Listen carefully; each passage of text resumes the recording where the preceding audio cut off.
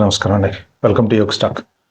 ఒక 4-5 డేస్ నుంచి అయితే సోషల్ మీడియాలో విపరీతమైన సర్క్యులేషన్ అవుతుంది. ఏంటి అంటే ఒక రీసెర్చ్ ఆర్టికల్ ఒకటి బయటకొచ్చిందనమాట. For study of organized hate అని. ఇది మొన్న జూన్ నుంచి సెప్టెంబర్ వరకు జరిగినటువంటి అంటే వాళ్ళు రీసెర్చ్ చేశారనమాట. ఎక్స్‌పోస్ట్‌లో అక్కడిక్కడ యాంటీ ఇండియా రేసిజం కంపెనీస్‌లో. ఇదంతా ఎక్కడ స్టార్ట్ అయింది అంటే క్రిస్మస్‌కి ముందు ఒక ఫెడెక్స్ వ్యాన్‌ది క్లిప్ ఒకటి వైరల్ అయింది యాక్చువల్‌గా. ఆ వైరల్ అయినప్పుడు అంటే అది యాక్సిడెంట్‌కి సంబంధించినటువంటి వీడియో. సడెన్‌గా అది సోషల్ మీడియాలో వైరల్ అయింది. ఆ వైరల్ అయిన దాన్ని ఎవరో ఎక్కడో స్టార్ట్ చేశారనమాట. ఏంటి అంటే ఇక ఇండియన్స్ అంతా జాబ్ స్టీలర్సు, తర్వాత వీసా స్కామర్సు అని చెప్పేసి ఫెడెక్స్ కంపెనీని మెయిన్ టార్గెట్ చేసినట్టు మాట్లాడుతూ వచ్చారనమాట. ఆ తర్వాత ఆయన సీఈఓ కూడా దాన్ని సమర్థించారు. లేదు లేదు మేము డిస్క్రిమినేట్ ఏం చేయట్లేదు. మేము అందరికీ సమానంగా ఇస్తున్నాం జాబులు అని చెప్పేసి అక్కడి నుంచి విపరీతమైన సోషల్ మీడియా బ్యాక్‌లాష్ అనేది పెరిగిపోయింది.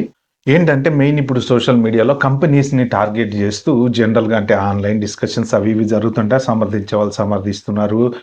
స అంటే సపోర్టివ్‌గా మాట్లాడే వాళ్ళున్నారు. నెగెటివ్‌గా మాట్లాడే వాళ్ళున్నారు. దాంతో పాటు ఏంటంటే చాలామంది ఈ కంపెనీస్ స్టార్టప్ కంపెనీస్ ఎవరైతే పెడుతున్నారో వాళ్ళంతా లోన్‌లు తీసుకుంటున్నారు. అంటే ఎక్కువ అమెరికా వాళ్ళకి జాబులు ఇయ్యకుండా లోకల్ వాళ్ళని ఇండియా వాళ్ళని తీసుకుంటున్నారు. మెయిన్ వాల్మార్ట్, వెరిజోన్, ఫెడెక్స్ ఇలాంటి కంపెనీస్ అన్నిటి గురించి టార్గెటెడ్‌గా ఆన్‌లైన్ హేట్‌కి క్రైమ్ పెరుగుతుంది. దాంతో పాటు యాంటీ ఇండియా రేసిజం అనేది కంపెనీస్ మీద పెరుగుతుందనమాట. అంటే ఏంటంటే ఆ బ్యాక్‌లాష్ కంపెనీస్‌కి ఎక్కువొస్తుంది.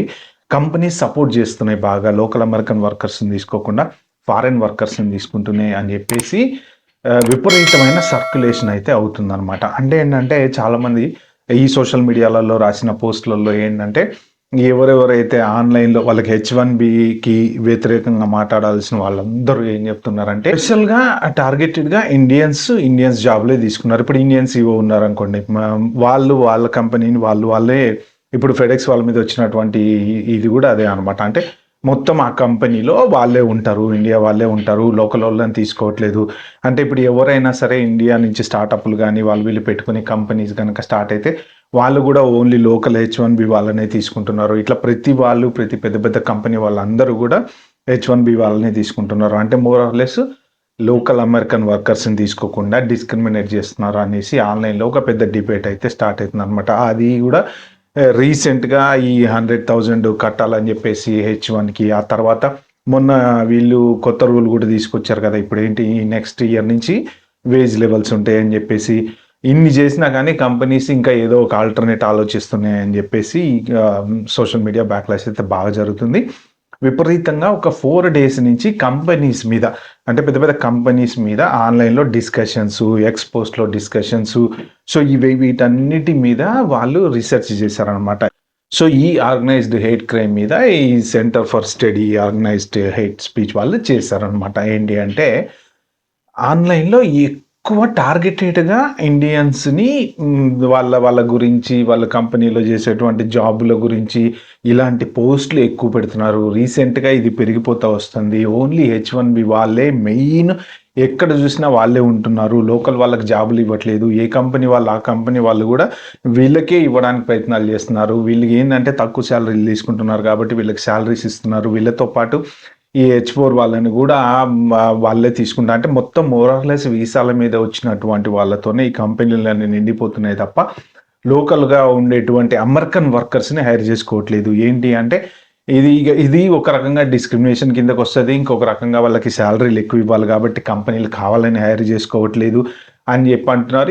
ఇంకొక వైపు సోషల్ మీడియాలో ఆర్గ్యుమెంట్ ఏంటంటే అసలు హెచ్-1బీ వాళ్ళు చాలా కంపెనీస్‌కి చాలా ఇంపార్టెంట్. ఎందుకంటే ప్రతి కంపెనీలో కూడా ఆహ్, దానికి సంబంధించిన ఇంపార్టెంట్ జాబ్స్ ఏవైతే ఉన్నాయో, హై స్కిల్ జాబ్స్ ఏవైతే ఉన్నాయో అవన్నీ హెచ్-1 వాళ్ళతోని ఫిల్ అయిపోయినాయి అని చెప్పేసి కూడా కొంతమంది సపోర్టివ్‌గా మాట్లాడుతున్నారు. ఇప్పుడు దీని డైరెక్టరు రకీబ్ నాయక్ అనే ఆయన ఈ రీసెర్చ్‌లో చెప్పాడనమాట. అంటే ఇండియన్, అమెరికన్ కంపెనీస్ ఎవరెవరైతే బ్యాంక్ లోన్‌లు తీసుకుంటారో వాళ్ళని సింగిల్ ఔట్ చేయటము, ఆన్‌లైన్‌లో అంటే వాళ్ళ మీద మాట్లాడటము. సో, ఈ పర్టిక్యులర్‌గా హెచ్-1బీ అనేది ఏంటంటే రీసెంట్‌గా బాగా హైలైట్ అవుతుంది. అంటే ఈ కంపెనీస్ టార్గెటెడ్‌గా ఎవరెవరైతే మెయిన్ ఎక్కువ హెచ్-1బీ వాళ్ళని అపాయింట్ చేసుకుంటున్నారో ఆ కంపెనీస్ గురించి టార్గెటెడ్‌గా మాట్లాడుతున్నారు. ఎస్పెషల్లీ ఇండియన్ సీఈఓలు ఉన్న కంపెనీలు గానీ, లేకపోతే ఇండియన్ ఎంటర్‌ప్రెన్యూర్స్ కంపెనీ స్టార్ట్ చేసి లోన్‌లు తీసుకున్న ఆ కంపెనీస్ గురించి కానీ, వీటన్నిటి గురించి ఆన్‌లైన్‌లో బాగా డిస్కస్ అవుతుందనమాట. ఎందుకు లోకల్స్‌ని తీసుకోరు అనేది పెద్ద discussion. At the same time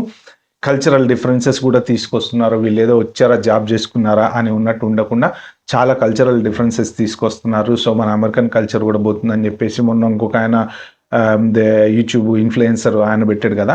so, ఇలాగా మెయిన్ ఎక్కడ చూసినా అసలు హెచ్-1బీ వాళ్ళే ఉంటున్నారు అని చెప్పేసి రీసెంట్‌గా ఒక 2 డేస్ బ్యాక్ ఏమో మెర్జోరీ టైలర్ ఆమె కూడా చెప్పింది.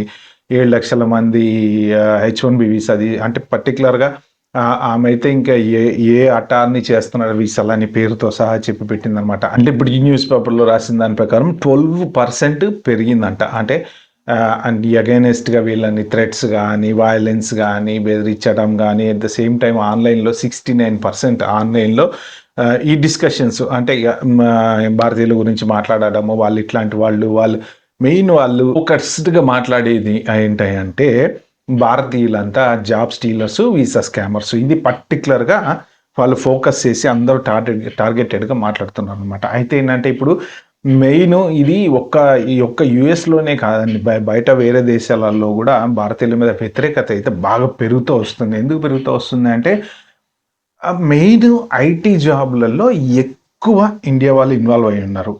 At the same time India వాళ్ళు బాగా సంపాదిస్తున్నారు. ఎందుకంటే ఐటీ జాబులు చేసినప్పుడు ఏంటంటే 2 జాబులు, 3 జాబులు చేస్తూ కొంతమంది సంపాదిస్తూ ఉంటారు. వైఫ్ అండ్ హస్బెండ్ ఇద్దరు జాబులు చేస్తూ సంపాదిస్తూ ఉంటారు. కంపారిటివ్ మీరిప్పుడు లోకల్ వాళ్ళు గనక ఫర్ ఎగ్జాంపుల్ ఈ వాల్‌మార్ట్‌లోనో లేకపోతే ఇంకొక దాంట్లోనో వైఫ్ అండ్ హస్బెండ్ పని చేసుకుంటారు. లేకపోతే గవర్నమెంట్ జాబ్‌లో అట్లా చేసుకున్న కంపారిటివ్ సాలరీస్ అనేవి హై స్కిల్డ్ కాబట్టి వీళ్ళకి ఎక్కువొస్తున్నాయి. మెయిన్ అంటే ఒక రకంగా చూసుకోవాలంటే ఫైనాన్షియల్‌గా గూడా కొంత బాగా వీళ్ళు సంపాదిస్తున్నారు.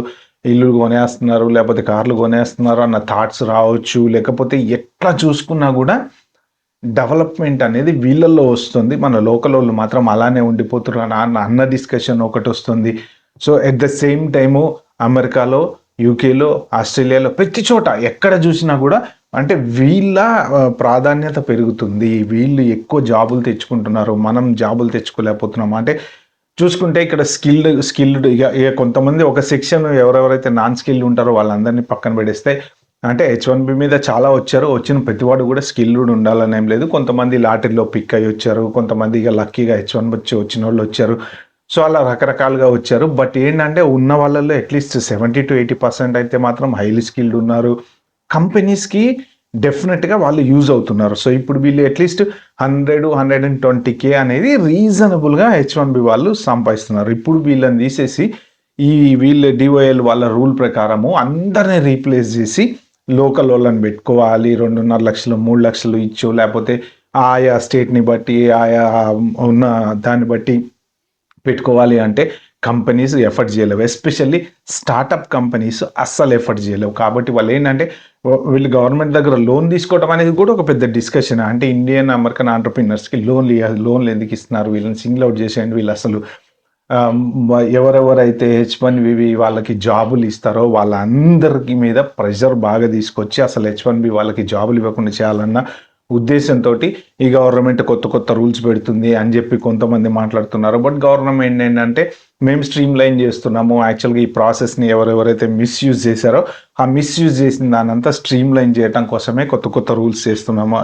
తీసుకొస్తున్నాము అని చెప్పి వాళ్ళు అంటున్నారు. బట్ ఏదేమైనా మొత్తానికి హెచ్-1బీ అనేది మాత్రం సీరియస్ డిస్కషన్ అయితే బాగా ప్రతి చోట జరుగుతుంది. హేట్ అనేది ప్రతి చోట పెరుగుతుంది. కాబట్టి ఏంటంటే అందరూ ప్రస్తుతానికి జాగ్రత్తగా అయితే ఉండండి. ఏమన్నా ఇష్యూస్ ఏమన్నా జరుగుతున్నా తెలుసుకోవటము లేకపోతే ఈ రైట్స్ అవి కూడా బాగా జరుగుతున్నాయని మళ్ళీ నేను విన్నా. మొన్న నేను ఒక వీడియో పెట్టాను కదా! ఈ ఐస్ వాళ్ళు ఎవరో హెచ్-1బీ అతన్ని అది ఫేక్ అని కొంతమంది అంటారు. కాదని కొంతమంది అంటారు. సోషల్ మీడియాలో వచ్చిన ప్రతి పోస్టు ఏది నిజమా? ఏది కాదా? అనేది ఎవరు అథెంటిసిటీ అనేది ఎవరు చెప్పలేరు. ఓకే. ఒకటేంటంటే ప్రస్తుతానికి మనం జాగ్రత్తగా ఉండడమే. ఇప్పుడేంటంటే ప్రెజెంట్ స్టూడెంట్స్‌ని కూడా చెక్ చేస్తున్నారు అని చెప్పి ఏంటంటే ఎవరైనా సరే జస్ట్ ఇన్ఫర్మేషన్ షేర్ చేస్తారు. ఆ షేర్ చేసింది కరెక్టా కాలేదని 100% ఎవరు వచ్చి చెప్పలేరు. ఎక్కడ వచ్చి చెప్పలేరు. ఒకవేళ అటార్నీస్ ఇప్పుడు వీడియోస్ వాళ్ళు పెడుతూ ఉంటారు కదా! వాళ్ళు పెట్టి వాళ్ళేమన్నా చెప్పిన ఇన్ఫర్మేషన్ అయితే దానికి అథెంటిక్ ఉంటది. ఎందుకంటే వాళ్ళు కేసులన్నీ చూస్తుంటారు కాబట్టి. అదర్ దెన్ దట్ ఎవరైనా సరే వీలైనంత వరకు జాగ్రత్తగా ఉండండి. ఎక్కడ ఏ డిస్కషన్‌లో గాని, ఏ ఆర్గ్యుమెంట్‌లో గాని ఎవరితోటి ఎటువంటి సిచ్యువేషన్లో కూడా మీరు వాగ్వివాదాలకు దిగకుండా మీ పని మీరు చేసుకోండి, కామ్గా వెళ్ళిపోండి. సిచ్యువేషన్స్ మాత్రం ప్రతి చోట కొంచెం మన భారతీయులకైతే వ్యతిరేకంగానే ఉన్నాయి. అదొక అమెరికానే కాదు, జనరల్గా ఇది ఓవరాల్ ఇమిగ్రేషన్ మీద వచ్చినటువంటి కసి అండి. కొంత ఎక్కడైనా సరే కొంచెం కొన్ని రోజులు ఈ అన్ని పరిస్థితులన్నీ సెట్ అయ్యే వరకు జాగ్రత్తగా ఉండడమే బెటర్ అనమాట. ఓకే ఫ్రెండ్స్, ఇది వీడియోని చెప్తా ఉంటుంది. వీడియో మీకు నచ్చినట్టు please and like, share, subscribe my channel. Thank you.